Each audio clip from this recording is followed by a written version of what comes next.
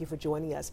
Well, thousands of people across the coastal empire and low country will have a 3-day weekend as our nation honors our military on Monday for Memorial Day. It is also the unofficial start of summer, and we are already starting to feel the heat. In fact, record temperatures are on the way. Storm Team 3 meteorologist Lee Haywood is here now with a look at your forecast first. Lee. You can bet this is one graduation gift that won't be topped, and it took hundreds of Morehouse graduates by surprise. We begin tonight with News 3's Kelly Antonacci, who just stepped out of a news conference with Savannah Police Chief Roy Minter. Kelly.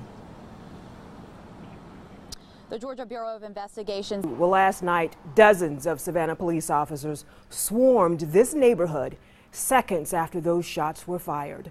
This is East 39th Street and Bull. This crime happened in the middle of a neighborhood, and there were many people who walked outside their homes last night after hearing those gunshots, wondering what happened.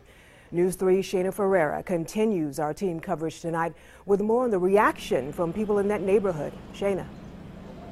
New information released tonight into what may have led a prosecutor to drop criminal charges against actor Jussie Smollett. More than 2,000 pages of documents in the case have now been released. Making headlines tonight, people driving along one Florida highway watched in disbelief.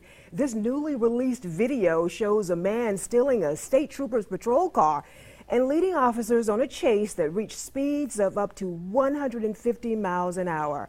Chris Guardo reports.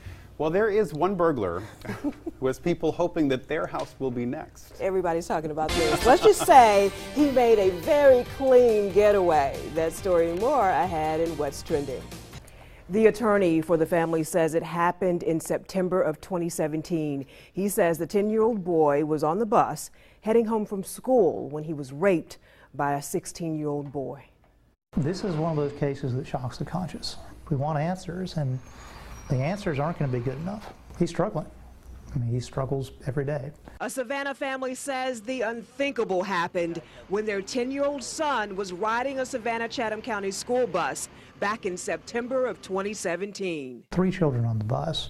2 of them were 10 and 11 years old, and the older boy was 16. There were 2 Monders on the bus driver and the Monder in the back. And while that happened, the 16-year-old managed to sexually assault the 10-year-old, who is my client. The family filed this lawsuit Wednesday in state court. It names the bus driver, the bus monitor, and the Savannah-Chatham Board of Education as defendants. According to the lawsuit, the bus driver stated she feared for the bus monitor's safety because the 16-year-old accused of the crime was, quote, such a big kid. If it was bad enough for this employee of the school system to be scared of this boy, then they shouldn't be in charge of monitoring him.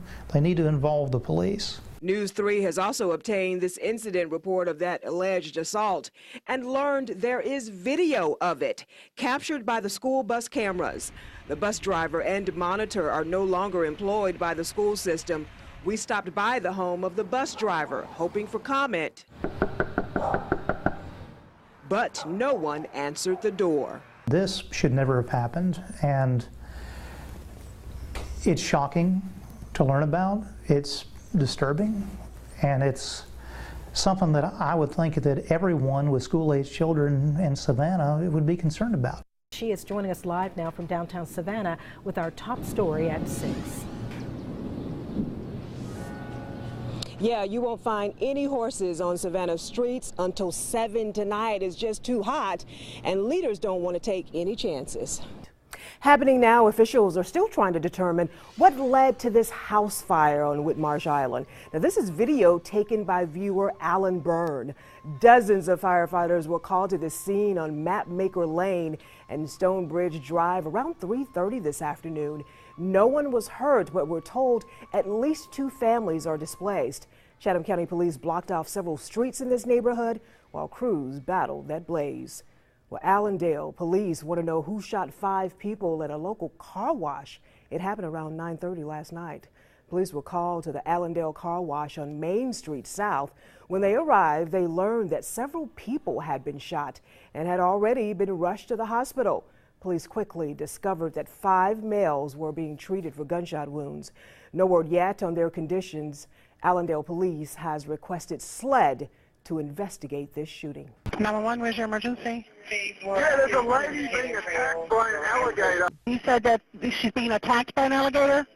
Yes, drag her in the water.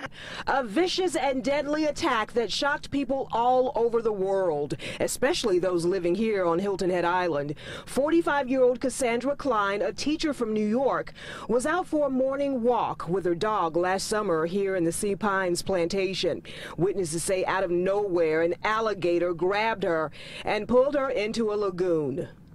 It's dragging her into the water? She's in the water right now. News 3 obtained this lawsuit filed Tuesday in Beaufort County Court by attorneys on behalf of James Klein, Cassandra's husband.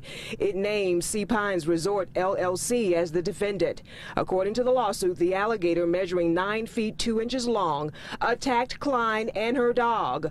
Klein struggled with the gator and was eventually dragged into the lagoon, where the gator held her underwater.